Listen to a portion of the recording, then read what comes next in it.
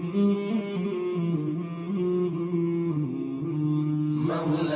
صل وسلم دائما أبدا على حبيبك خير الخلق كلهم مولاي صل وسلم دائما أبدا على حبيبك خير الخلق كلهم محمد سيد الكونين والثقلين. Voilà, je vais laisser la parole à notre frère Tarek, qui va donc traiter de la question aujourd'hui du sujet concernant la relation, ou en tout cas la non-relation, et en quoi l'islam s'oppose au terrorisme. Eh bien, je crois que la question, aussi aiguë qu'elle soit, a besoin d'être traitée, précisée, aiguisée. Et je crois qu'il faut prendre les problèmes en pleine face pour pouvoir mieux les comprendre et être tout à fait clair sur ces questions, qui sont souvent des questions centrales quant au regard que les non-musulmans, ou qu'en tout cas une partie de la masse médiatique peut avoir à l'égard de notre religion. Voilà. Je vais laisser la parole à notre frère Tarek. Puisse Dieu nous pardonner, nous réunir dans sa miséricorde et faire de nos cœurs des cœurs qui craignent et des langues qui se retiennent. Barakallahu fikum. أعوذ بالله السميع العليم من الشيطان الرجيم بسم الله الرحمن الرحيم والصلاة والسلام على أشرف المرسلين سيدنا محمد وعلى آله وصحبه أجمعين السلام عليكم ورحمة الله وبركاته. J'aimerais à mon tour remercier dans l'ordre l'association, les sœurs et les frères que j'ai pu rencontrer, dont certains je les ai rencontrés, d'autres pas encore, mais j'aimerais en votre nom à tous remercier les unes et les autres de leur engagement et de fait d'organiser ces rencontres. Je sais que c'est un rythme assez soutenu de conférences pendant les derniers 18 mois, donc ceux qui organisent, ils le font finalement pour Dieu, ils le font pour vous, pour que vous puissiez échanger des idées, apprendre les enseignements de la religion et en même temps réfléchir sur la société et la situation contemporaine. Donc tout ça, ce sont des hasanats, tout ça, ce sont des choses qu'il faut, par nos remerciements aussi, reconnaître et partager avec les sœurs et les frères. Donc merci véritablement, jazakumullah anna kulla khair, pour ce que vous faites. J'aimerais vraiment aussi, parce que vous savez combien la situation en France est parfois difficile concernant les salles, saluer la direction de l'hôtel, parce que moi depuis que je suis arrivé, j'ai vu beaucoup de sourires, beaucoup de chaleur humaine dans la façon dont on est accueilli ici, et c'est pas toujours le cas. Donc, qui ne sait pas dire merci aux hommes ne sait pas dire merci à Dieu. Aussi, ça ne vous coûte rien et c'est même très riche en passant de remercier les gens quand ils vous accueillent de cette façon-là, de faire un geste aussi qui n'est pas très difficile. Il s'agit juste de sourire et c'est une sadaqa aux gens et des paroles de remerciement. Le sujet d'aujourd'hui, c'est un sujet qui n'est pas forcément très facile, parce qu'il ne s'agit pas simplement de dire, bon, c'est autour de la question du terrorisme, mais vous allez voir que je vais essayer d'aborder la question de façon plus ample aussi.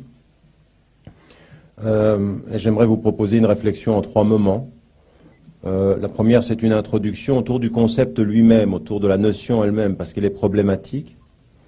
Ensuite, de clairement déterminer la position de l'islam, ou en tout cas de la majorité des savants, parce que vous savez que sur cette question-là, sur la question de la guerre, sur la question de l'éthique de la guerre, s'il y a un enseignement fondamental je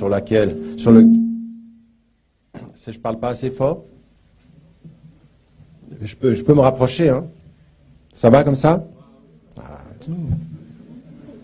Tu ordonnes et j'exécute. Alhamdoulilah. Là, j'ai perdu le fil du coup. Qu'est-ce que je dis? D'accord. Oui, ce que je voulais dire, voilà, c'est que la majorité des savants, bien entendu, on a des textes de référence, on a des positionnements de référence, mais c'est vrai que à partir des textes et la compréhension des contextes spécifiques d'une situation de guerre à l'autre, une situation de conflit, vous avez des opinions, vous avez des ijtihad, c'est-à-dire des réflexions, des lectures critiques qui sont différentes. Et là, de ce point de vue-là, il faut se rappeler est de se rappeler de ce que disent les enseignements majoritaires et la majorité des savants, mais aussi tenir en compte de ce que certains font comme lecture spécifique dans une situation donnée, et puis de savoir que les opinions, alors là, sur le coup, elles divergent, et de dire l'islam est contre cela, ça peut se dire de cette façon-là, si et seulement si on arrive aussi à dire, oui, mais attendez, il y a certains musulmans, il y a certains groupes qui disent que, c'est-à-dire, il faut bien déterminer que c'est pas parce que la majorité ou pratiquement le consensus peut dire une chose que vous n'ayez pas une marge ou des gens dans la marge qui disent autre chose. Et c'est en sachant le dire que vous rendez votre position crédible, votre position juste également, parce qu'elle ne ment pas ou elle ne néglige pas le fait qu'il y a un certain nombre de discours qui sont faits au nom de l'islam, qu'il faut, en tant que musulman, aussi avoir la capacité de critiquer ou de remettre en cause. Ça, c'est aussi une dimension. Ou alors de promouvoir, ça vous regarde, mais ce que je veux dire, c'est en tout cas de le savoir. Donc, ça, ce sera la première partie de l'exposé. Puis la deuxième partie, j'aimerais qu'on s'arrête sur la réalité aujourd'hui, c'est-à-dire qu'on puisse aussi partager une réflexion sur, bien, qu'est-ce qui s'appelle aujourd'hui le terrorisme, qu'est-ce qui se passe à travers le monde, comment est-ce que se situe par rapport à cela. Et là, on pourra peut-être avoir des avis divergents ou des avis convergents, ou en tout cas, matière à débat, mais en tout cas, il faut en parler avec sérénité, c'est une évidence, avec clarté, c'est un impératif, avec responsabilité, c'est aujourd'hui notre engagement devant Dieu et notre engagement devant les hommes qui l'exigent. Donc, premier élément, donc l'introduction, comme je vous l'ai dit, sur la question de la définition.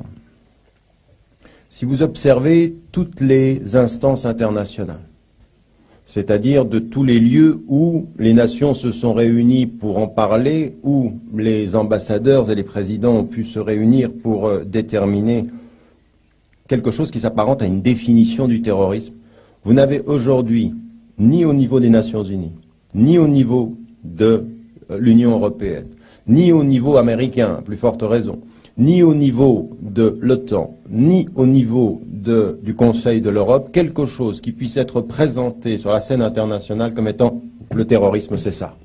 Donc vous n'avez pas une définition sur laquelle tout le monde s'est mis d'accord, et ça prouve bien qu'il y a un problème. Ça prouve bien qu'il y a un problème, c'est qu'on peut se mettre d'accord sur une partie de phrase, un aspect de ce que c'est que le terrorisme, mais pas forcément sur tous ces aspects, parce que certains veulent ajouter et dire, attendez, s'il s'agit de tuer des innocents, alors qu'en est-il des innocents dans telle situation? Et là, tout à coup, on complexifie les choses. Donc il n'y a pas de définition une et unique, officielle, reconnue par tout le monde, même si on a tenté de s'approcher au niveau des Nations Unies d'une définition consensuelle, mais on n'y est pas arrivé. Donc ça, c'est un premier indice qui est très très important, qui veut dire, attendez, de quoi parle-t-on? Deuxième des choses qui est également très très important, c'est que je discutais avec une femme qui travaille en Angleterre, à Londres, et elle me disait que parce qu'il y avait difficulté à définir le terme terrorisme, dans les instances internationales, et en particulier l'administration Bush, suivie en cela par les administrations européennes, avait décidé de faire un glissement du mot terrorisme au terme extrémisme. Et là, ce qui est important, c'est que toutes les législations qui sont aujourd'hui en train de se discuter au niveau européen en matière de sécurité ne sont pas uniquement liées au terrorisme, parce que le terrorisme, c'est l'acte de s'en prendre à, concrètement. Mais l'extrémisme, ça peut être également le discours qui produit ce qui va entraîner à. C'est-à-dire que l'extrémisme élargit le champ de cible des populations ou des gens ou des groupes qu'on a envie de considérer. C'est-à-dire, qu'est-ce que c'est qu'un discours extrémiste? Qu'est-ce que c'est qu'une action extrémiste? Vous pouvez avoir un discours extrémiste sans avoir forcément une action violente. Vous me suivez? Parce que dans le terrorisme, il y a une dimension de violence. Donc il faut aussi se rendre compte qu'au niveau de la scène internationale, il y a un certain nombre de concepts qui sont utilisés et qui ne le sont pas sans arrière-pensée idéologique ou sans agenda politique. D'ailleurs, il y a une volonté d'imposer un certain nombre de choses. Tout de suite après le 11 septembre, ce qui nous est annoncé, les États-Unis et à leur suite l'Europe entrent en guerre contre le terrorisme. Une guerre mondiale, au sens de partout. Ils peuvent intervenir à New York, ils peuvent intervenir aux États-Unis, comme ils peuvent intervenir n'importe où, et ils nous l'ont prouvé en Europe, à Madrid, puis à Londres, sans oublier quand même, parce que parfois quand on parle en Europe, on se dit oui, il y a eu New York, il y a eu Madrid, il y a eu Londres, oui, mais il y a eu dans les pays majoritairement musulmans, il y a eu la Jordanie, il y a eu l'Égypte, il y a eu Bali. C'est pas parce que les morts ont toujours compté pour moins dans la conscience des gens en Europe que c'est pas des actes de terrorisme. Les gens sont des victimes. D'ailleurs, tout ce qui s'est passé en Égypte, la majorité des victimes, ce sont des Égyptiens et en plus des musulmans. C'est pas les touristes qui ont été les majoritairement victimes de tout ce qui s'est passé. Donc il y a du terrorisme partout, c'est international. Et en Jordanie, de la même façon. Et à Bali, il y a eu un attentat qui s'est fait contre des touristes. Ça, c'est vrai, en majorité des Australiens, mais il y a eu également des attentats qui ont été directement ciblés à Jakarta contre des populations majoritairement indonésiennes et majoritairement musulmanes. Donc tout le monde est atteint et il ne faudrait pas, dans la sélection des événements dont on parle, ne parler que de ceux qui se sont passés en Occident parce qu'ils touchent plus directement la conscience. Comme si, en fait, dans le malheur et dans la condamnation absolue de ces actes, 2000, 3000, 4000 Américains valaient plus qu'un certain nombre de milliers de personnes décédées et tuées dans d'autres circonstances au nom de la même folie ou sous d'autres horizons.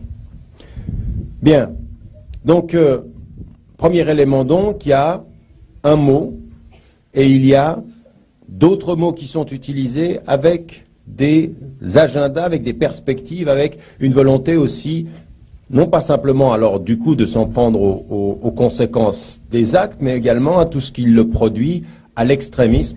Mais vous vous rendez compte également que la définition de l'extrémisme est encore beaucoup plus complexe que la définition du terrorisme. Parce qu'à partir de quel moment est-ce que vous déterminez qu'un discours est extrémiste, au nom de quoi et vis-à-vis de quelle norme médiane? Puisque l'extrême, c'est ce qui va dans un sens ou dans l'autre, loin de la position médiane et dans l'excès vis-à-vis de la position médiane. Donc, problème. Ce sur quoi, pour ne pas éviter la question, parce que certains pourraient s'arrêter là et dire, comme on n'est pas d'accord sur la définition, ben, on n'a rien à dire. On a à dire une chose, et on peut se mettre d'accord un certain nombre de caractéristiques de ce qu'on peut appeler le terrorisme. La première des caractéristiques, c'est effectivement celle sur laquelle il y a un accord. Alors on va prendre le morceau de phrase sur lequel il y a accord. C'est dans une situation qui n'est pas une situation de guerre, oui, qui n'est pas une situation de guerre, c'est qu'il n'y a pas de guerre entre deux parties ou entre deux nations. Le fait de s'en prendre à des innocents avec le but et l'intention affirmée de tuer l'innocent qui n'est pas en situation de guerre, mais qui est de le tuer en reconnaissant le fait qu'il est innocent, mais avec une intention de répandre la mort, de toucher l'innocent et de faire passer un message par là, dans une situation de non-guerre, qui est un message idéologique ou qui est un message d'un combat politique quelconque. Mais l'idée, c'est essentiel, situation de non-guerre, cible voulue et intentionnée, les innocents, et donc le meurtre des innocents dans une situation de non-guerre. On peut se mettre d'accord d'abord là-dessus, parce qu'on verra qu'il y a des situations où il va falloir déterminer est-ce qu'on est en guerre ou pas, dans quelle situation, et à partir de quel moment est-ce qu'on peut considérer qu'en situation de guerre, quand on est en situation de guerre, quand on est à 5000 mètres au-dessus du sol, et qu'on envoie une bombe sur une ville, sur des civils, est-ce que le fait d'être en situation de guerre permet de dire on n'a pas affaire à du terrorisme parce que la situation de guerre fait que cette bombe qui est tombée en sachant qu'on tombait sur des civils, ben, c'est pas du terrorisme, c'est la guerre. Et ça s'appelle en langage feutré dommages collatéraux. Oui, mais c'est ça, non, mais je veux dire, le cynisme absolu, c'est celui-ci. À partir d'un certain moment, quand on va revenir à la complexité, il faut quand même qu'on parle de cela. Les dommages collatéraux, parfois, il faut savoir mesurer à quel moment commence un dommage collatéral qui est lié à la guerre et un dommage collatéral qu'on dit collatéral, mais dont on savait intentionnellement qu'en lançant la bombe quelque part, on allait tuer des innocents. Donc vous voyez que les choses se complexifient. Mais avant d'entrer dans ces éléments-là, avant d'entrer dans la troisième partie, mettons-nous d'accord sur, le fait qu'il n'y ait pas de définition officielle, on le sait, le fait qu'il y a, à partir d'un certain moment, à déterminer un certain nombre de critères. Donc, situation de non-guerre, situation où on a intentionnellement cherché à tuer des innocents, et c'est leur innocence que l'on cherche, et c'est des gens qui n'ont rien à voir avec le conflit, que l'on sait que l'on va tuer hors de toute situation guerrière. D'accord? On est dans cette situation. Alors, ce qu'on a entendu du monde musulman, tout de suite après les attentats du 11 septembre, puis ensuite après tous les autres attentats, dans l'énorme, la quasi-unanimité des personnes qui représentent des communautés musulmanes, des instances musulmanes, des autorités musulmanes au sens d'institutions organisées comme l'Azhar ou comme en Arabie Saoudite ou en Indonésie ou en Europe, la condamnation absolue du fait de s'en prendre aux innocents dans les critères et à la lumière des critères dont j'ai parlé. Ce qui est étonnant, c'est que souvent, les gens nous ont dit, après coup, ils ont dit, oui, non mais, c'est pas clair. Le discours des musulmans, vous condamnez pas assez. Et j'ai eu l'occasion de dire, et même quand vous avez condamné, on a l'impression qu'on vous entend pas. Moi, je veux dire, après le 11 septembre, j'étais la semaine, 10 jours après, j'étais aux États-Unis, à New York, dans une rencontre que le Time avait organisée, et la condamnation était claire. Pour voir, des années plus tard, des gens qui écrivent encore, ah non mais il n'y a pas eu de condamnation. Ou le journal Le Point, en France, par l'intermédiaire d'un journaliste, dire, les attentats du 11 septembre sont des interventions. Donc ce n'est pas des actes terroristes dans son esprit, ce sont des interventions. Comme si ce que le journaliste avait écrit, intervention, reflétait ma pensée qui pourtant, 10 jours après les attentats, avait dit on condamne. Pas de discussion là-dessus. Donc il y a aussi un jeu d'entretenir le fait que vous n'êtes pas clair sur la question. Maintenant, est-ce qu'il y a eu un message clair des musulmans à travers le monde sur cette question-là? Oui. Est-ce que, médiatiquement, ceux qui ont tué ou les événements l'ont emporté sur le plan de l'impression ou de la perception des gens? C'est une évidence. Le problème, c'est que la condamnation dans le calme porte moins que le fait de tuer, dans la passion, de tuer ou d'avoir l'événement médiatique. C'est-à-dire le choc émotif par rapport au fait de recevoir ou d'être victime d'un attentat rend l'audition d'un discours de condamnation beaucoup moins effective. Ça, c'est une évidence. C'est-à-dire la dimension. Et ça, il faut pas le nier. Et il ne faut pas le minimiser. Chacun d'entre vous ici, quand vous vivez un choc émotionnel, votre capacité d'audition d'un discours raisonnable sous le choc émotionnel diminue. Dès que vous êtes sous le choc émotionnel, vous entendez moins ce que les gens vous disent. Par la force des choses. Parce que le choc émotionnel, c'est une colonisation par l'émotion des capacités de raisonnement. Ce qu'on appelle un coup d'état émotionnel, c'est-à-dire à un moment donné, vous avez perdu le contrôle.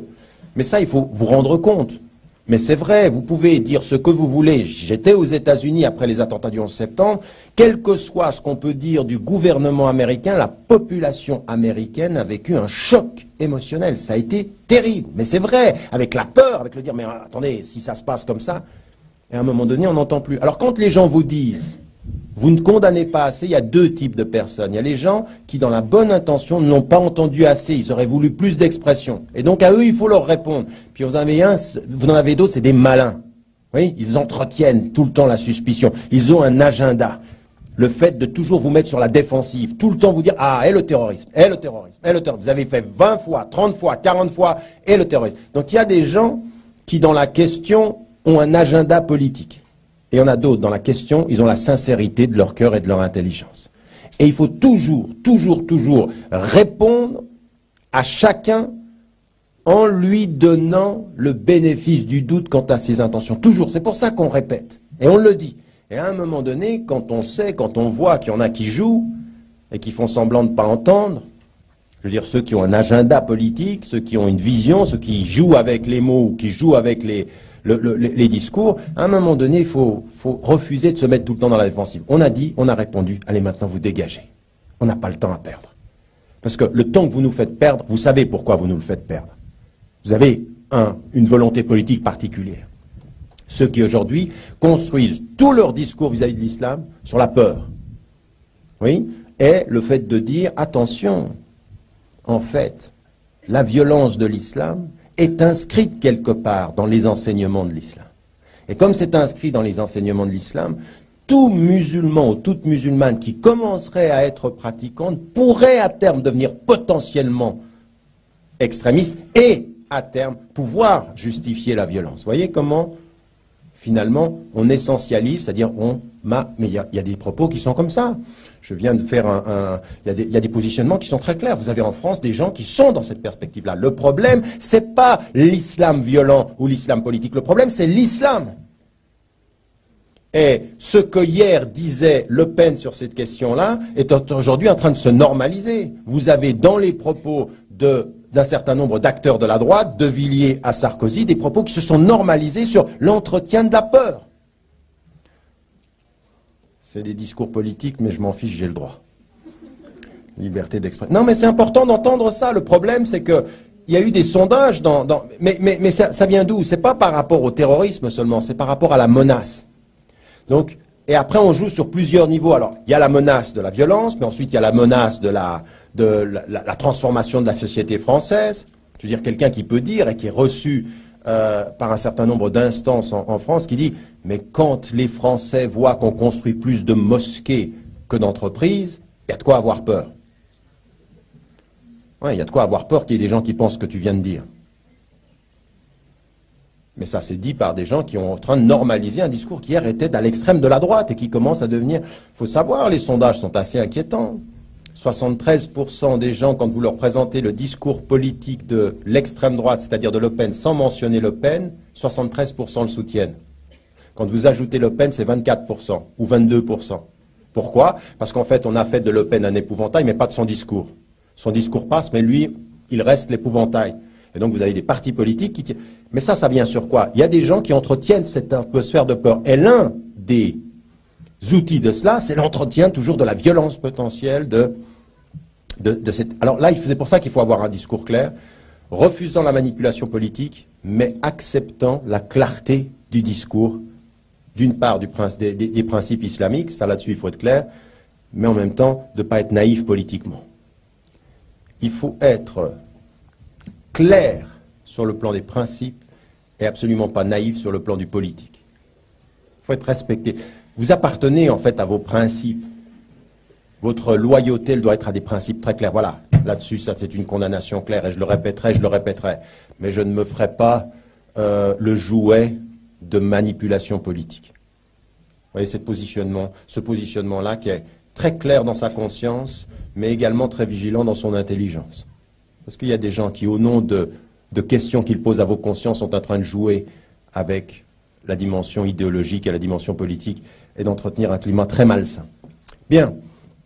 Donc ici, on est dans cette logique-là, et là, il faut qu'on réponde à un certain nombre de questions de façon extrêmement claire. Alors les condamnations se sont faites, très majoritairement, elles ont été pas suffisamment entendues, peut-être pas suffisamment articulées, raison pour laquelle il faut de ce point de vue-là avoir un discours clair. On a eu deux réactions du point de vue de la communauté musulmane. Il y en a qui n'ont pas compris les positions que j'ai prises très très rapidement par rapport à ça. Il y en a qui sont venus et qui m'ont dit, tout de suite, après le 11 septembre, ils disent, c'est pas les musulmans qui ont fait ça. C'est pas possible. Tu sais qui c'est.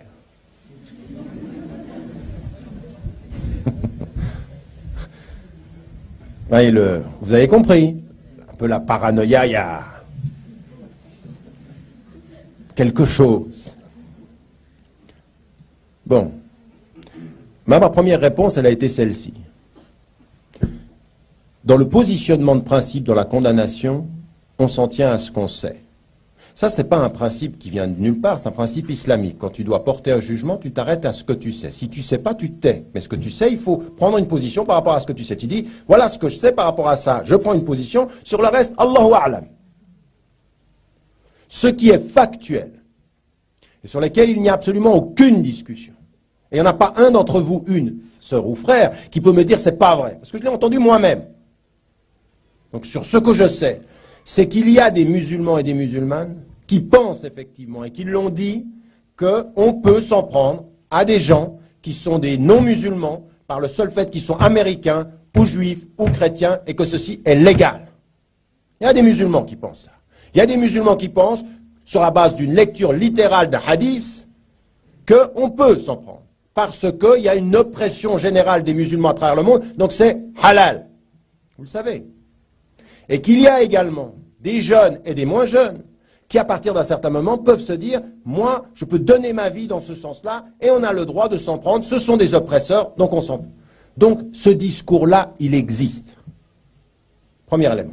Deuxième des choses, vous pouvez ensuite tourner les choses de n'importe quelle façon, mais il est évident qu'il y avait, dans les gens qui étaient engagés, alors on le sait aujourd'hui encore de plus fortes raisons, que ce soit à Bali ou à Londres, des gens qui se présentent au nom de l'islam et qui disent voilà ce que j'ai fait. Donc ils ont parlé au nom de l'islam.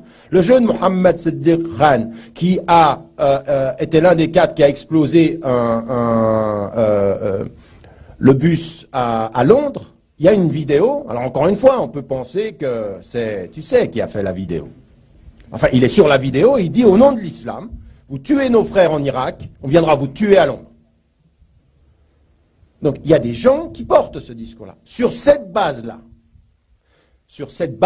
de gens qui, au nom de l'islam, s'engagent, de discours qui sont tenus.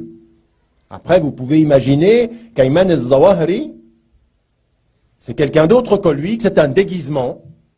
Mais enfin, Ayman al-Zawahiri est historiquement connu, et il dit, lui, c'est la guerre. On a essayé de frapper le gouvernement égyptien et on s'est rendu compte que frapper le gouvernement égyptien, ça ne change rien. Donc il faut frapper ceux qui aident le gouvernement égyptien. C'est-à-dire il faut frapper la tête.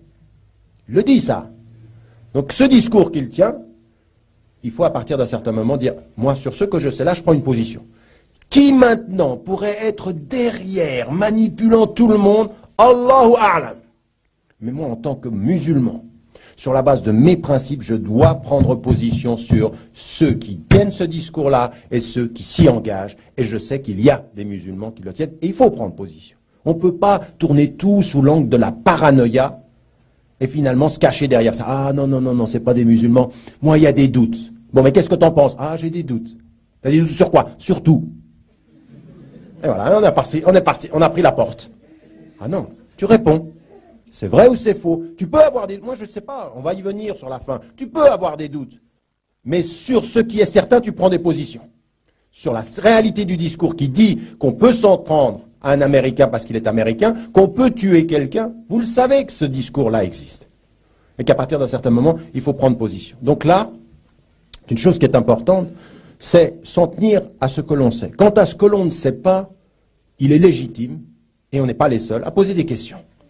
Et j'y reviendrai. Il y a des questions qu'il faut qu'on pose sur un certain nombre de choses qui sont en train de se passer de ce point de vue-là. Donc j'y viendrai. Mais il y a une position ferme à prendre. Donc, à partir de là, on en vient à ce que l'on sait être la dimension essentielle de l'enseignement islamique dans ce qu'on appellera l'éthique de la guerre. Parce qu'il y a effectivement des situations dans lesquelles en islam,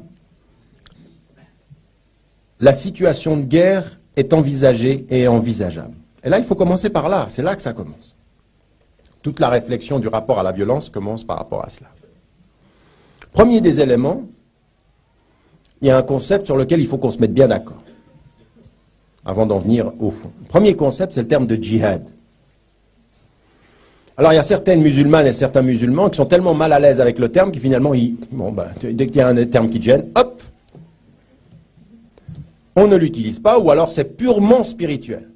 Non, le djihad, il faut qu'on se mette bien au clair là-dessus, parce qu'à partir du concept, on va tout comprendre. Tout l'enseignement va nous apparaître. En termes, quand vous devez le traduire en français, le terme djihad veut dire deux choses. il veut dire effort et résistance. Pour bien le comprendre, la dimension, mais encore une fois, il n'y a rien en islam en termes de conceptualisation qui ne puisse pas s'expliquer par le naturel des choses. Mais c'est ça qu'il faut comprendre. Si vous n'arrivez pas à expliquer aux gens qui sont autour de vous les mots que vous employez, ce n'est pas dans les mots le problème, c'est dans votre tête. C'est dans votre propre compréhension. Parce qu'en fait, la compréhension, les mots veulent dire quelque chose et ils ont un sens dans un enseignement spirituel général. Et là, c'est très important. Prenons le naturel. Les choses absolument naturelles. L'être humain, dans chaque être ici dans cette salle, et dans chaque être qui est dans cet hôtel, dans chacune des chambres, chaque personne qui vit sur la terre, est portée par la même nature. Et cette nature, quelle est-elle? Il y a en toi une dimension qui aime la transparence, la vérité, l'honnêteté, la douceur et le don. Et il y a en toi une partie qui aime et qui se laisse tenter par la violence, la jalousie, la cupidité et l'agressivité. Nous sommes comme ça. Nous avons tous, mais tous, de bouche, qui parfois a des tendances où certains côtés l'emportent sur d'autres. Malheureusement, cette espèce d'arrogance, l'arrogance, ça c'est quelque chose d'extrêmement... Vous voyez là, il y a certaines personnes, quand vous les voyez marcher sur la terre, vous voyez quel est où porte le problème dans leur démarche. Mais c'est vrai, raison pour laquelle dans Surat Luqman, quand il parle à son fils, il lui parle de la façon dont tu marches sur la terre. La tamshi fil ardi maraha. Attention, la façon de marcher dit beaucoup. Bien, ce que je voulais dire, c'est que cela, c'est naturel chez tout le monde. Il y a ces deux. Qu'est-ce que c'est le djihad? Le djihad, c'est ça. C'est l'effort que tu fais intimement pour utiliser les aspects lumineux de ta personne afin de maîtriser les aspects les plus sombres de ton être. C'est ça. Effort pour utiliser toutes les qualités de ton être pour résister aux défauts et aux faiblesses de ton cœur, à ta violence. Donc le djihad, c'est ça, c'est quoi? Au départ, nous ne sommes pas en paix avec nous-mêmes. Vous n'êtes pas né dans une situation de zen, pour utiliser les termes comme dans certaines banlieues. On n'est pas zen naturellement. On n'est pas tuma'nina, nafs el-mutma'inna. Nafs el-mutma'inna. C'est pas au départ. Nafs el-mutma'inna, elle doit passer par el-nafs el-ammara, elle doit passer par el-nafs el-lawama, elle arrive au nafs el-mutma'inna. C'est-à-dire la tension d'abord, où tu sens que les aspects négatifs de ta personne, ils veulent le prendre le dessus, puis ensuite la tension qu'il y a entre ce combat perpétuel. Il n'y en a pas un d'entre nous qui ne vit pas, dans les 24 heures qui viennent, un moment de tension, où ton regard, il regarde quelque chose que c'est pas bon, hop. Oui, ça va vous arriver dans 2 heures quand vous rentrez, la télévision, et hop. Et il y en a, ça va pas être hop, ils vont partir. Donc ils vont perdre la bataille. Il y en a qui vont perdre des djihad aujourd'hui. Vous me suivez? Il y en a qui ne savent même pas s'ils en gagnent encore. Il faut se battre. Cette tension-là, cet effort de résistance. Eh bien ça, qu'est-ce que c'est? Le djihad, c'est le chemin qui part de la tension et de la guerre naturelle à la paix éduquée, à la paix spirituelle. Le djihad mène à la paix spirituelle. Tu as la tension naturelle, tu as l'effort et la résistance qui te mènent à la paix spirituelle. Le djihad mène à la paix, pas à la guerre. Il parle de la situation de tension et il va vers la paix. Contrairement à tout ce que vous entendez dans les journaux, le djihad c'est la guerre, c'est le contraire. Le djihad c'est le chemin vers la paix. C'est absolument pas l'objectif de la guerre.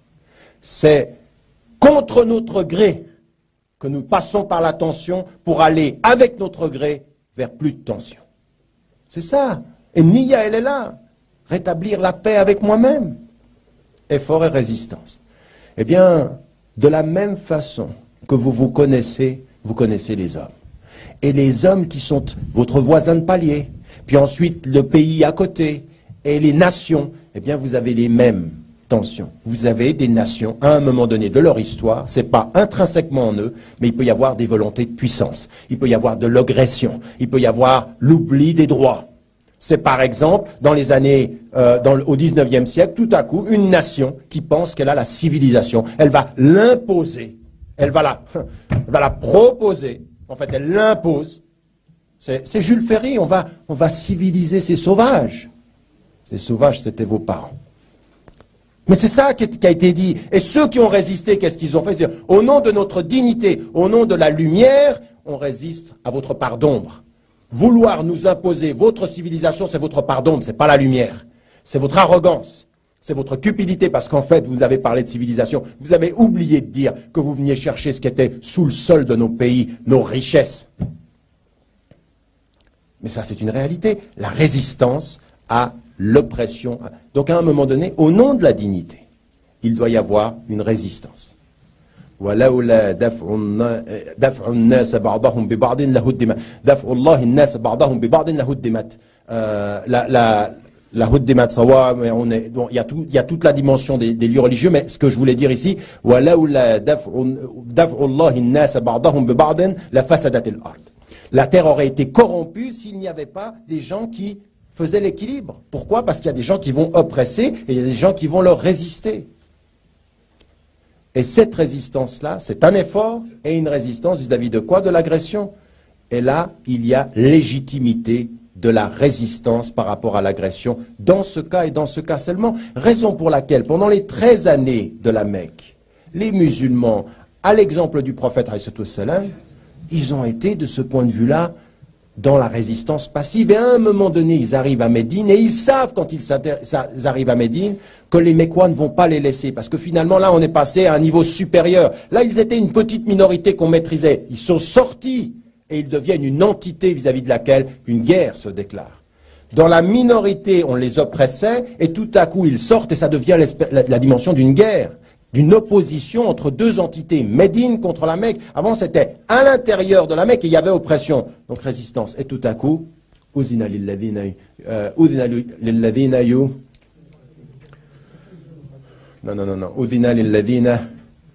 subhanallah, ça va me revenir. C'est la dimension de, il est permis, et Abu Bakr a tout de suite compris ça. Il a tout de suite compris que la révélation de ce verset allait être la possibilité de résister par la guerre à une agression armée. Et là, ce qui est extrêmement important, c'est la résistance également. Donc exactement la même logique. La même logique qui est celle de l'intimité va être placée dans la collectivité. Et la dimension de la collectivité, c'est également, quand vous êtes agressé, de le résister. Quel est le but? Ce n'est pas la guerre. C'est de résister à l'agression pour aller vers la paix. Et quand ils appellent à la paix, tu vas vers la paix. Ça, c'est la dimension. Il doit y avoir de guerre que quand tu es agressé dans le but de rétablir dans la justice la paix. Ça, c'est le sens du djihad. Exactement comme tu le fais du point de vue intime. Tu résistes à ta violence, tu la maîtrises et tu entres en paix avec toi-même. Tu résistes à leur violence, tu la contrôles et tu entres en paix avec l'adversaire. Le but, c'est la paix. Donc le djihad, il nous dit trois choses. Un, que l'état naturel n'est pas un état. N'est pas un état de paix comme ça. On n'est pas forcément en paix. On apprend. La paix, ça s'apprend. La paix, c'est un objectif. Ce n'est pas un état premier. Donc le début, c'est la tension. Deuxième des choses, tu résistes à l'oppression de l'autre pour la dépasser. Pour aller vers là. Et la troisième des choses, c'est que l'objectif du djihad, c'est la paix entre les gens. De la même façon que c'est spirituel. Donc paix, c'est-à-dire effort. Une fois qu'on a compris ce concept-là, on va pouvoir entrer là maintenant dans quelque chose qui est la meilleure compréhension de ce que c'est que l'éthique de la guerre. Première des choses, c'est que dans toutes les situations, quand ils sont à Médine, les musulmans, quand ils s'installent à Médine, les premières expéditions, qui est-ce qui les lance? Quand vous lisez les livres des orientalistes, on parle des premières expéditions, et on en parle comme les musulmans qui se sont installés à Médine attaquent les caravanes de la Mecque. Mais en fait, ce n'est pas ce qui se passe. Ce qui se passe, c'est que quand les musulmans de Médine, de la Mecque, ont quitté et se sont installés à Médine, ils vont s'installer à Médine, et pendant qu'ils s'installent à Médine, qu'est-ce que font les Mécois? Ils leur volent leurs propriétés, ils leur prennent leurs biens. Donc en fait, ils les volent sur place. Et en guise de réponse à cela, vous volez nos biens. Parce qu'il y avait de la dignité chez les Arabes de l'époque. Il y avait des valeurs de tribales qu'on respectait. On faisait très attention à ça. Et là, ils ne les respectaient plus. Alors, qu'est-ce qu'ils font? Et regardez bien, la preuve de cela, c'est que les 7 premières expéditions du prophète ﷺ contre les caravanes qui viennent de la Mecque ne sont faites qu'avec les gens de la Mecque. Pas avec les Ansar, pas avec les gens de Médine. Il leur dit non, ça ne vous regarde pas, ça nous regarde nous, ça. C'est eux qui nous volent nos biens et on les attaque, eux. Et on prendra la caravane. Et là, de ce point de vue-là, c'est quelque chose d'extrêmement ciblé. C'est après Badr que tout change, parce qu'effectivement, la victoire, parce que d'abord c'était une caravane, et puis finalement ça devient une bataille, et après la défaite des Mécois, alors là, ça devient un conflit. Et de ce point de vue-là, la position du prophète alayhi salam a été extrêmement claire sur chacune. C'est une résistance à leur agression. À leur agression, et donc, c'est clair. Pourquoi est-ce que je mets tout ceci en évidence? Pourquoi? Parce qu'à partir de ces situations de guerre, on comprend une chose. Alors, il va y avoir plusieurs situations de guerre. Vous connaissez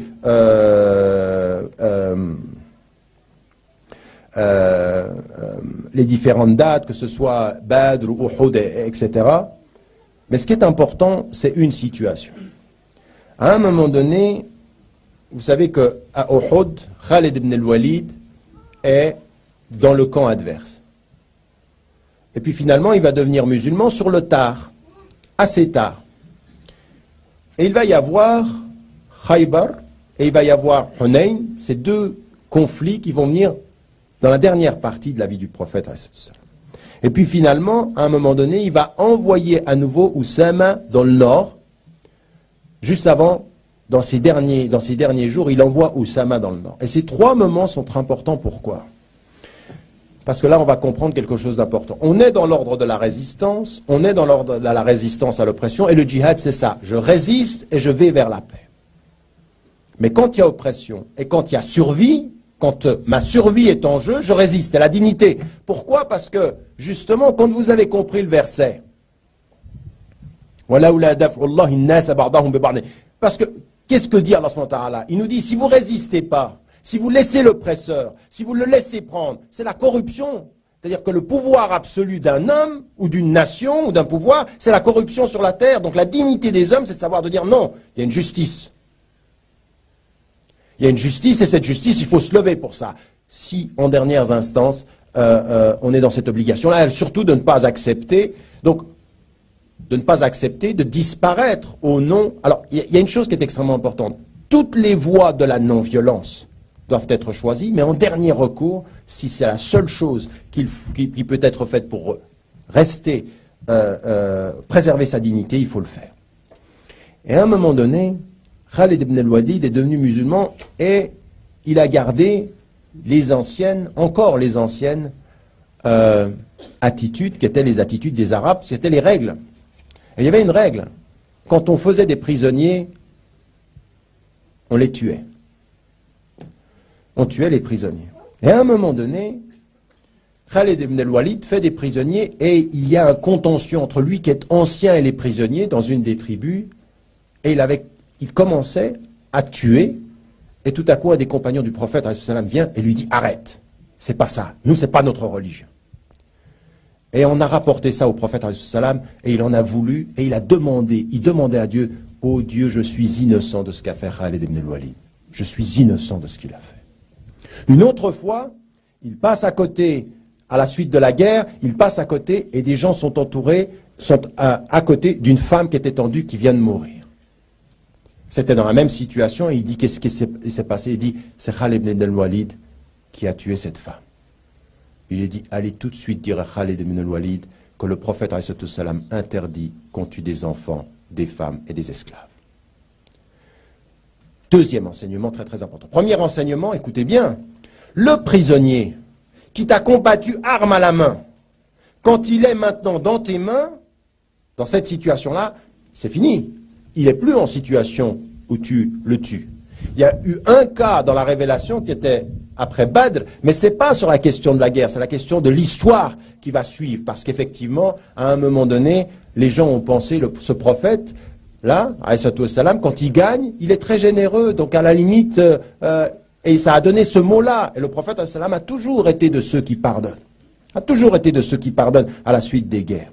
Il y a eu un cas, mais qui, encore une fois, quand vous le mettez dans l'histoire, vous le comprenez, il y a eu un cas où il y a eu une situation de gens qui l'ont trahi de l'intérieur et qui ont risqué la destruction de l'ensemble de la communauté. Là, c'est un cas tout à fait précis qui est une exception qui confirme toute la règle dont on est en train de parler maintenant. Deuxième situation, donc, il lui dit ceci. La troisième des situations, c'est que quand il envoie dans le nord, il dit « Vous ne tuerez pas les enfants, vous ne tuerez pas les femmes, vous ne racherez pas les arbres fruitiers et vous ferez attention, dit le prophète ﷺ, aux gens qui sont reclus dans les lieux religieux. » Le prophète ﷺ donne des enseignements qui sont de dire « Attention, en situation de guerre, vous ne vous en prenez qu'aux gens armés et s'ils deviennent prisonniers, vous ne les tuez pas. » Voilà l'enseignement. Regardez bien l'éthique. Et quand Abu Bakr, radiallahu anhu, dans la dernière des situations, renvoie Oussama a 20 ans, Oussama ibn Zayd, il l'envoie au nord, tout le monde était opposé à ce que, enfin tout le monde, beaucoup de compagnons se sont plaints auprès du prophète en disant mais quoi, 20 ans, il faut savoir que le prophète a donné la direction d'une armée à un jeune de 20 ans et derrière lui, selon certaines traditions, il y en a un, c'est sûr, il y était sur Omar radiallahu anhu et d'autres disent il y avait Ali, karramallahu wajha, il y avait Abu Bakr, il y avait tous ces gens. Des gens qui auraient pu être ça pouvait être leur fils. Regardez en même temps, celui qui reconnaît la compétence du jeune et ses qualités, il dit deux choses. Quand un jeune a des qualités, il faut les utiliser. Quant à vous qui avez de l'expérience, il faut de l'humilité. Il faut apprendre. Ah oui, c'est ça, parce que nous on pense souvent, il était jeune, non mais attendez, ceux qui étaient derrière, c'est une sacrée humilité qu'il faut avoir. À un moment donné, c'est dire... ça aussi, pour tous nos mouvements associatifs et nos réalités, à des moments donnés, il faut avoir la qualité, l'intelligence de savoir laisser la place aux jeunes, à leur créativité, à leur potentiel.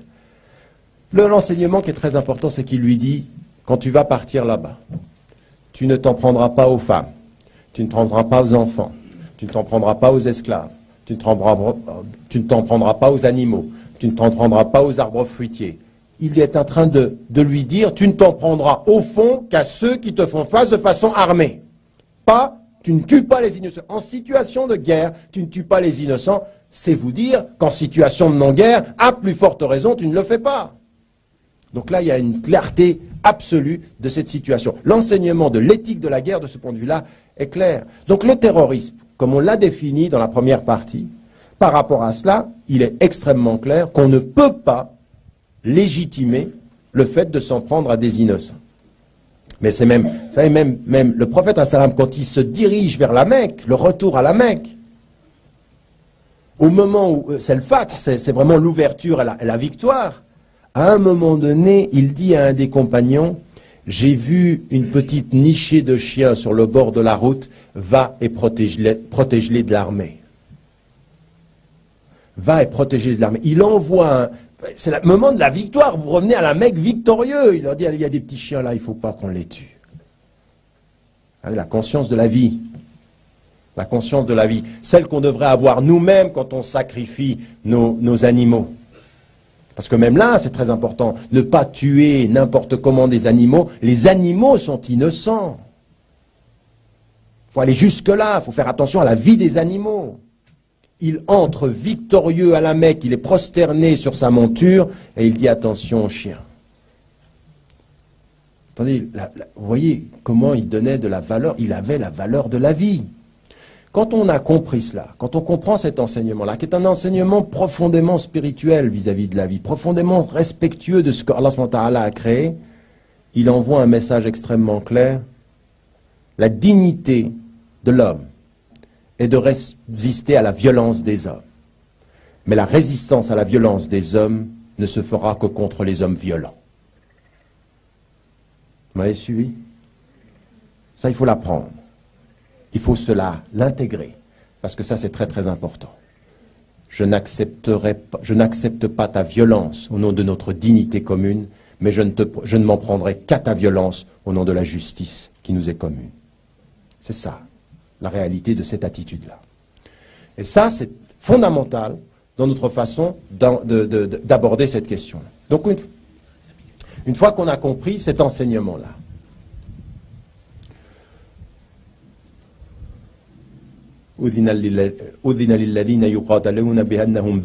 c'est ça le début du... Voilà, c'est ça. Donc il est permis à ceux qui luttent parce qu'ils ont été injustement traités, qui est le verset que Abu Bakr radiallahu anhu avait compris comme étant l'annonce de la guerre. Il faut simplement vous rappeler une chose. Ce verset-là, il est révélé au prophète salam au moment où il s'installe à Médine. Et vous savez ce que dit le prophète salam au moment où il s'installe à Médine? Il y a deux choses, deux enseignements qui viennent. Écoutez bien, parce qu'au moment où il leur a dit, il va vous être possible, maintenant que vous êtes sortis de la Mecque et que vous êtes une entité et que vous allez être agressé, il vous est légitime de résister. Résistez parce qu'ils veulent votre destruction. Et c'était clair, les gens de la Mecque voulaient la destruction. Donc vous résistez à leur violence, c'est clair. Mais en même temps qu'il ait dit ceci, ne l'oubliez jamais parce qu'il y a certains des frères et des sœurs comme ceux-ci sont dans l'action, on résiste. Attendez, au moment où il dit ça, au moment où il s'installe, qu'est-ce qu'il dit aux musulmans?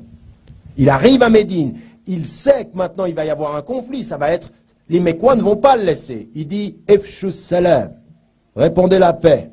At'imut ta'am, donnez la nourriture aux pauvres. Silul arham, gardez les liens de parenté. Sallu, wan nasu niyam, priez quand les gens dorment. Priez quand les gens dorment. Il ne s'agit pas d'être en guerre pendant qu'ils sont réveillés. Il s'agit d'être en paix pendant qu'ils dorment. Sallu wan nasu niyam, c'est ça que ça veut dire. Chercher la paix la nuit, même s'il y aura de la guerre le jour. C'est très important de comprendre ça. Sallu wan nasu niyam, et il a commencé par Ifshus salam, répandez la paix. Vous êtes des gens qui répandez la paix. En France, quand tout le monde a peur, répandez la confiance. Répandez la confiance. Il n'y a pas à avoir peur. On est là avec des intentions pacifiques. C'est ce qu'on veut. Sallu wan nasu niyam, pendant que eux peuvent s'énerver émotionnellement le jour, vous vous calmez spirituellement la nuit. Quand ils s'énervent émotionnellement le jour, vous vous calmez spirituellement la nuit. Vous savez pourquoi il faut vous calmer spirituellement la nuit? Parce que sinon vous allez vous énerver émotionnellement le jour comme les autres. Ça vous dit rien de voir certains musulmans et certaines comment ils sont énervés?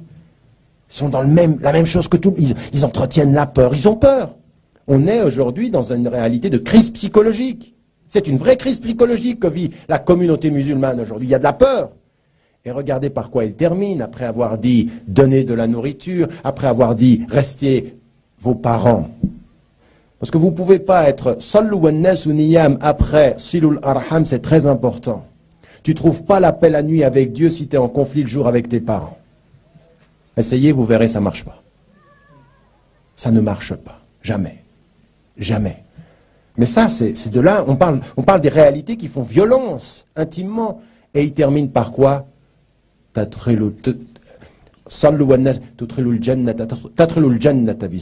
allez entrer au paradis dans la paix.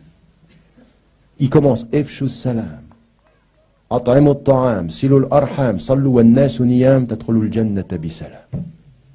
Salam, salam est la réalité du salam. Qu'est-ce qu'on veut de plus? Allahumma anta salam, toi tu es la paix. Wa minka salam, et de toi vient la paix. C'est tout notre objectif, il est là. Mais pour atteindre ça, il faut admettre à des moments donnés l'adversité. Il faut l'admettre dans l'ultime recours. Alors, une fois qu'on a dit ça, on en vient à la conclusion. Ça, c'est l'enseignement fondamental.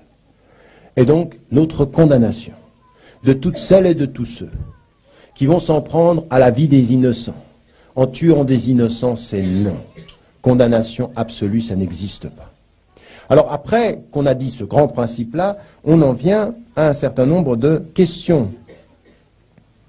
Et c'est ça que j'aimerais, parce que là peut-être ce sera le sujet de débat et de questions que vous aurez, et là peut-être après nos analyses des situations, elles peuvent être différentes, et c'est là où il faut qu'on en parle. Est-ce qu'il est légitime, par exemple, de dire, bon, l'ordre économique international tue tous les jours 100 000 personnes. Qui est à la tête de l'ordre économique international? Les grandes puissances, les États-Unis, l'Europe, les multinationales. C'est eux qui tuent 100 000 personnes par jour. Donc, comme ils tuent, on les tue. Vous êtes responsables. Et en plus, ils ont démocratiquement élu leur pouvoir. Donc, ils sont responsables. Ce qu'a dit d'ailleurs un des jeunes qui a tué avant, il dit, mais vous avez élu ceux qui tuent. Donc, vous êtes responsable de ceux que vous avez élus. Donc, vous êtes de possibles cibles. Non. Là, on est dans des situations extrêmement claires où il y a une lutte armée contre. On ne peut pas commencer à tout généraliser. Il y a pas. Alors après, tout le monde devient responsable de tout. Attends, tu sais, ton cousin, il a fait. Et alors, par voie de conséquence, tu ne l'as pas arrêté. Non, on ne peut pas. Il y a des règles. On ne peut pas, dans la situation de l'ordre économique, là ce ne sont pas des armes, il faut résister à l'ordre économique, mais il faut résister par les moyens qui sont tous les moyens possibles, qui sont des moyens de non-violence, mais de résistance. Et le meilleur moyen ici, c'est la conscience de ce qui se passe, la conscience politique, c'est le vote, c'est l'engagement, c'est ça qu'il faut faire, c'est ça qu'il faut s'engager. Là, il n'y a pas d'armes. Quand on est dans une situation, alors on ne peut pas prendre la situation de conflit et commencer à la généraliser. Là, c'est faux islamiquement et ce n'est pas juste intellectuellement. Donc on ne peut pas dire des choses pareilles. Par rapport à l'ordre mondial, on résiste dans ta façon de consommer, dans ta façon... Tu veux résister à l'imposition du grand marché et tout ça. Qu'est-ce que tu consommes? Comment tu manges? Est-ce que tu... Je veux dire, c'est bien joli de dire « Ah, moi je suis contre l'ordre international, l'Amérique détient tout, les multinationales, tu prends un Coca-Cola, tu dis « Bismillah ». Ah ben pose-toi la question. Pose-toi la question à quoi tu résistes. Moi je suis désolé. Il y a des moments donnés, il faut être cohérent avec soi-même. On ne peut pas porter les produits de ce qui est l'ordre mondial, puis ensuite dire « Ah, mais moi, je suis un résistant. Et puis d'ailleurs, je vais m'en prendre aux Américains. » Tu t'en prends à rien du tout, tu t'en prends qu'à toi-même. Parce que là, il y a un degré d'inconscience absolue. Ça, c'est de la vraie résistance aussi. Ça, c'est un vrai djihad. Le djihad de ta consommation, le djihad de ce que tu achètes, le djihad de ce que tu lis, le djihad de ce que tu regardes. Ça, c'est un vrai djihad, une résistance. Et là, c'est le vrai sens de la spiritualité. Parce qu'il est très difficile de mourir pour Dieu, mais il est très difficile de vivre pour Dieu. Il est très difficile de vivre cohérent pour Dieu. C'est plus difficile que de mourir comme ça en quelques heures ou sur une action. Non, de vivre dans la cohérence. De se poser des questions réelles sur où sont les... Donc là, c'est une vraie question. La deuxième des choses, c'est qu'il y a des situations de guerre dans lesquelles il y a résistance. Et dans la résistance, il y a des résistances qui sont légitimes, même si les moyens ne sont pas légitimes. Alors je sais que parmi vous, alors il y a des situations, moi c'est ce que j'ai dit par exemple, on dit aujourd'hui que je ne peux pas rentrer aux États-Unis pour ces deux formules. Ces deux formules-là où moi j'ai critiqué la politique américaine en disant l'intervention en Irak est illégale. Et c'est une erreur et elle est contre le droit. Donc il n'y a pas pour moi, la résistance des Irakiens à votre acte illégal est légitime. Ils sont légitimes à résister. Est-ce que les moyens qu'ils utilisent sont tous légitimes? Non. À mon sens, il n'y a pas à s'en prendre à des innocents. On doit essayer de trouver des solutions qui sont légitimes, c'est-à-dire des moyens légitimes à une résistance légitime. Pour la question de la Palestine, il y a un vrai débat, et vous savez cela. Vous savez que certains disent « Oh là là, attends, là c'est une situation particulière ». Pour moi, elle n'est pas particulière. Ce qui est aujourd'hui la grande trahison, ce qui mène aujourd'hui le peuple palestinien à la situation dans laquelle il est, arrêtez de me dire que c'est les États-Unis d'abord, et c'est l'État d'Israël, ou c'est l'Europe. La vraie trahison du peuple palestinien vient des États arabes, majoritairement musulmans, qui ont trahi ce peuple. Ils n'en ont rien à faire, ils l'ont laissé mourir. C'est ça la réalité. Alors aujourd'hui, on peut faire tout ce qu'on veut sur les... Oui, il y a de l'unilatéralisme, mais c'est une réalité. Et là, de ce point de vue-là, je suis désolé. Je suis désolé. Après, on peut avoir, je sais qu'on peut avoir un débat, mais il faut l'avoir, ce débat, il faut l'avoir franchement.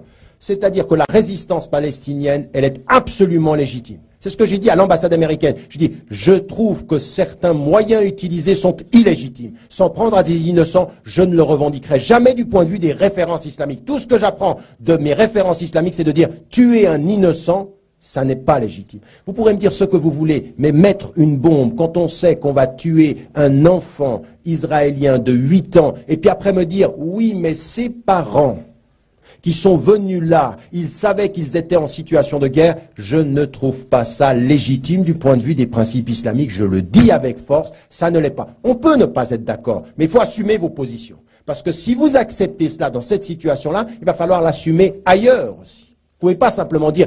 Attendez, la résistance palestinienne est absolument légitime. Ce qui produit leur violence, c'est notre silence à nous. Parce qu'on parle des États, mais écoutez, aujourd'hui là, regardez ce qui est en train de se passer. Une élection démocratique, l'autorité palestinienne, c'est une autorité sans pouvoir. Il n'y a pas de pouvoir. On leur a donné l'autorité, mais il n'y avait pas de pouvoir. Les seules fois où on a des élections démocratiques et transparentes dans un État rigolon, dans un espace arabo-musulman, la seule fois où il y a possibilité d'accéder de façon transparente au pouvoir, on s'aperçoit que dans ce pouvoir, il n'y a pas d'autorité, ou dans cette autorité, il n'y a pas de pouvoir. Eh bien, la réalité, elle est aujourd'hui qu'on a passé de la résolution d'un conflit politique à simplement quelque chose qui serait humanitaire. On va envoyer de l'humanitaire aux Palestiniens. C'est qu'un mensonge, c'est une trahison. Et aujourd'hui, ce qu'il faut dire dans cette dimension-là, la résistance palestinienne, elle est légitime. Les moyens qu'ils emploient, certains sont légitimes, certains ne le sont pas. Tuer des innocents ne se fait pas. Alors après, ma position là-dessus, elle est claire, et moi je n'ai pas deux discours, je termine tout de suite. Je pense que de ce point de vue-là, il faut qu'on soit extrêmement au clair de cette situation-là. Mais ça veut dire qu'aujourd'hui, il faut qu'on étudie chacune des situations et qu'on se pose la question de qu'est-ce qu'on va définir aussi comme terrorisme. Alors également, j'étais récemment à Londres et j'écoutais Hugo Chavez. Hugo Chavez, vous savez quelles sont ses positions sur les États-Unis, et il dit, mais quand on envoie des bombes de 5000 mètres sur des civils, et qu'on sait que ces bombes vont tuer majoritairement des civils, et que la cible n'est pas uniquement militaire, qu'est-ce que c'est? Et il répond lui-même, il dit, c'est du terrorisme. C'est-à-dire que la situation de guerre ne fait pas enlever au mot sa portée. Quand, depuis 5000 mètres, on a fait pleuvoir des bombes sur la population afghane qui avait subi les talibans, qui n'avait rien à voir avec New York, rien, la population afghane n'avait rien à voir avec ce qui s'est passé le 11 septembre, rien. On a pris des mesures de vengeance, de la vengeance, c'est pas de la résistance, de la vengeance. Et il est tombé une pluie de bombes, et on savait qu'on tuait des civils. Comme on sait aujourd'hui qu'en Irak on tue des civils. Ça s'appelle comment? Ça s'appelle de la guerre, ou ça s'appelle une propension au terrorisme d'État, à une guerre qui est en fait tellement excessive qu'elle a intégré dans la notion de guerre la potentialité d'actes de terrorisme qui tuent des innocents. Quand l'autorité israélienne prend la décision, soi-disant pour tuer un homme dans un immeuble, de faire sauter l'immeuble et tout ce qu'il y a autour en sachant intentionnellement qu'on va tuer 30 innocents et sa famille, et qu'on nous dit on est en résistance, ça s'appelle du terrorisme d'État. Et tous les terrorismes. Mais le terrorisme légitime est aussi illégitime que le terrorisme illégitime. C'est pas parce que vous changez les mots qu'on n'est pas conscient des réalités. Et là, il faut aussi que vous ayez un discours extrêmement clair. Alors, encore une fois, c'est pas parce qu'on est en situation de guerre qu'il faut accepter ces choses-là. Donc, il faut un discours extrêmement clair sur les principes et un discours intelligent sur les réalités. Et c'est ça qui nous manque un tout petit peu aujourd'hui. On est par rapport à cela, c'est que, je disais tout à l'heure, Allahu A'lam sur ce qu'il y a derrière. On sait aujourd'hui, là aussi, le terrorisme, nous sommes contre, quelle que soit la personne qui le fait. Et on sera d'autant plus contre, et on le condamnera quand il est fait au nom de l'islam, vous m'avez entendu. Mais maintenant, ce qu'on demande, c'est qu'il y a eu un certain nombre de faits où on aimerait qu'il y ait des commissions indépendantes qui recherchent et qui nous disent qu'est-ce qui s'est passé vraiment. Parce que l'on sait aujourd'hui que, et on le sait 10 ans plus tard, un certain nombre d'actes, et on le dit, c'est officiel, les livres sont en train d'être publiés là-dessus. On sait aujourd'hui qu'un certain nombre d'actes terroristes qui étaient liés à des mouvements en Algérie ont été infiltrés par des services de renseignement. On le sait, on sait que les services de renseignement algériens ont infiltré des mouvements et ont été des agents provocateurs. On aimerait savoir qu'est-ce qui se passe. Quand aujourd'hui on nous dit au Pakistan, les services de renseignement pakistanais ont infiltré des mouvements, et c'est peut-être même eux qui ont infiltré le mouvement et ceux qui vont assassiner Massoud. Et Massoud disait quand il est venu en Europe, il y a des gens au Pakistan qui travaillent dans la sécurité nationale et qui sont des terroristes. Bon, on veut savoir. Et on a le droit. Pourquoi il n'y a pas de commission indépendante sur les affaires aux États-Unis? Pourquoi il n'y a pas eu de vraie commission indépendante sur les affaires en Angleterre? Qu'est-ce qu'il y a qu'on ne pourrait pas savoir? Qui fait qu'à un moment donné, on se dit, mais attendez, même plus que ça. Et je termine sur cette anecdote-là, il faut que vous l'entendiez parce que ça commence à être publié partout. C'est l'objet d'une publication par semaine en Suisse. Il faut que vous entendiez ça, parce que c'est pas rien, on n'est pas en train de jouer, ça va très loin. en Suisse, au Centre islamique de Genève, on a découvert, parce il l'a dit, une taupe rentrée dans le Centre islamique de Genève, s'est converti à l'islam et son but c'était de surveiller un des conférenciers qui est venu ici en la personne de mon frère Hafizahullah. Il est venu ici, il a été surveillé par quelqu'un. La personne s'est convertie à l'islam sur la demande des services de renseignement suisses. S'est converti à l'islam. Il se trouve que de sa conversion à l'islam artificiel, quelque chose a changé et qu'il a rencontré des gens, rencontré Hani, et que ça l'a changé. Il est devenu d'un agent artificiellement converti à un musulman sincèrement croyant. Et il a tout livré. Il a écrit une lettre et il a dit voilà ce qui se passait. Et il a demandé. Alors attendez, ce qui est très important, c'est que les services de renseignement ont admis qu'ils travaillaient pour eux. Ont admis qu'effectivement, ils avaient demandé la surveillance. Et il a dit, je veux être entendu par le Parlement suisse. Et j'ai des choses à dire. Jusqu'à aujourd'hui, on ne l'a pas entendu et on lui a même demandé de quitter le pays. On l'a fait partir. Il est en Égypte et il se cache en Égypte. Et il a dit, si vous ne m'écoutez pas, s'il n'y a pas aujourd'hui au niveau du Parlement suisse des gens qui m'écoutent, je vais distiller des informations les unes après les autres. Première information, il n'était pas chargé de surveiller.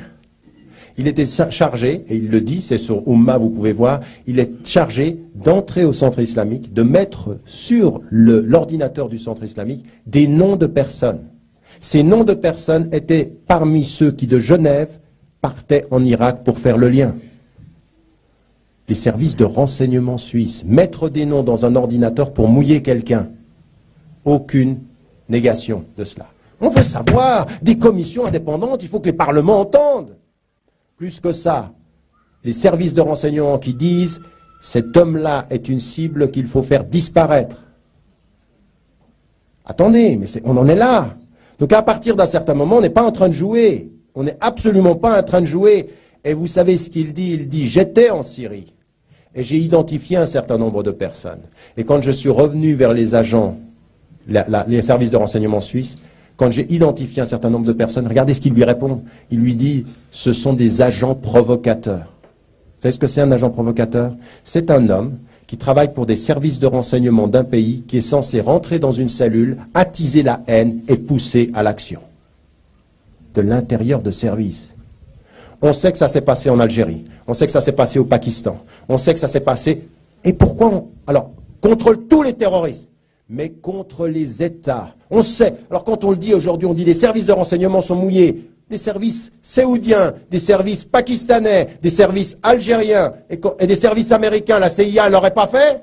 Non mais vous plaisantez. Alors quand on dit El Mossad, des experts en la matière, oh, pas le Mossad mon frère, antisémitisme. Non, l'antisémitisme, non, on le refuse. Mais le gouvernement israélien et ses pratiques, qui sont des pratiques d'espionnage, sont connues. Il y a des livres et des livres et des livres, et il faut pouvoir les dénoncer aussi. Alors ce qu'on dit, c'est qu'on ne sait pas ce qu'il y a derrière. La seule chose qu'on demande comme des citoyens honnêtes, on veut des commissions d'enquête, on veut des choses transparentes, qu'on arrête de nous dire...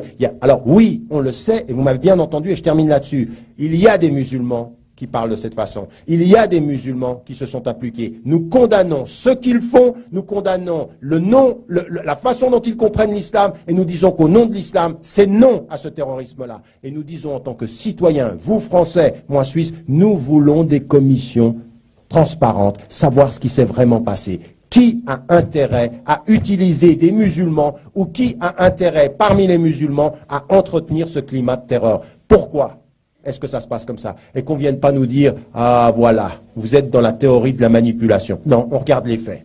Et les faits sont là. On nous l'a dit, c'est écrit, il y a des gens qui aujourd'hui ont intérêt à entretenir ce climat de terreur. Nous condamnons tout ça. J'aimerais bien que cette attitude-là, elle soit attitude qui est le seul discours qui nous intéresse. Pas « Ah, c'est pas nous ». Non, il y a des musulmans, on condamne.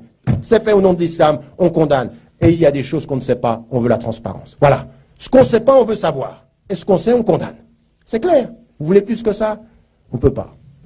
Salam alaikum.